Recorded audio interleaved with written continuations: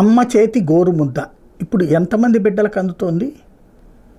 ఒక అమ్మ నాన్న ఇద్దరు ధనవంతులైతే లేదా ఇద్దరు ఉద్యోగాలు చేస్తుంటే చివరికి ఎవరి గోరుముద్ద అంటే ఆయా చేతి గోరుముద్ద, లేదంటే కనుక దాన్ని ఏమంటారు డే కేర్ సెంటర్ గోరుముద్ద తింటున్నారు. అట్లాగే ఇతర రంగాల్లో చూసుకున్న సేమ్ ఆకలి అన్నటువంటిది వేటాడుతోంది. ఎవరిని అంటే డబ్బు ఉన్నటువంటి వాళ్ళని సైతం.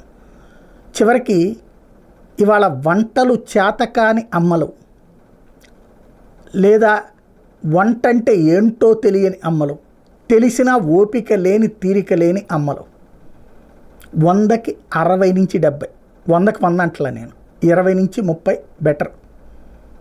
ఇంకా అద్భుతంగా ఉండేవాళ్ళు అందులో 10% మంది అన్ని రకాల వంటలు చేసి పెట్టేవాళ్ళు.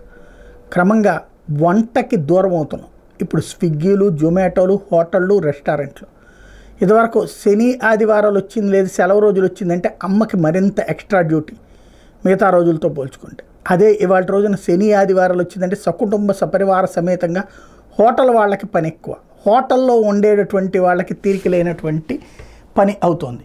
క్రమంగా చూస్తుంటే ఇప్పుడు దీంట్లో కొత్తగా ఇదంతా ఎందుకు మాట్లాడాల్సి వస్తుందంటే ప్యాకేజీ విషయమని ప్రతి వాటిట్లో ప్యాకేజీలు వాడుతున్నారు. దానివల్ల జనాలు చచ్చిపోతారు, లేకపోతే రోగాలు వస్తాయి, లేకపోతే ఊబకాయం వస్తుంది, లేకపోతే అనారోగ్యాలు వస్తున్నాయి. అంటే రాబోయే రోజుల్లో మనం సంపాదించుకునేది ఎవరి కోసం అంటే హాస్పిటల్లో డాక్టర్ల కోసం, లేదంటే కనుక మధ్యలో మెడికల్ కన్సల్టెంట్ల కోసం, లేదంటే కనుక స్కూళ్ళ కోసం, వీటి కోసం మాత్రమే.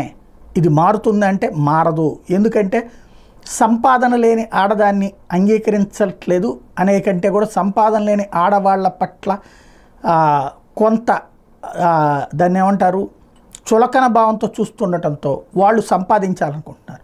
అదే సందర్భంలో సంపాదన లేనప్పుడు వండి సక్రమంగా పెడుతున్నారంటే ఆ సక్రమంగా పెట్టే వాళ్ళకి తగిన విలువ ఇవ్వనటువంటి సమాజం. దాని పర్యవసానం ఇప్పుడు మారిపోయింది. క్రమంగా రోగాలను కొని తెచ్చుకుంటున్నాం డబ్బులు ఇచ్చి మరి.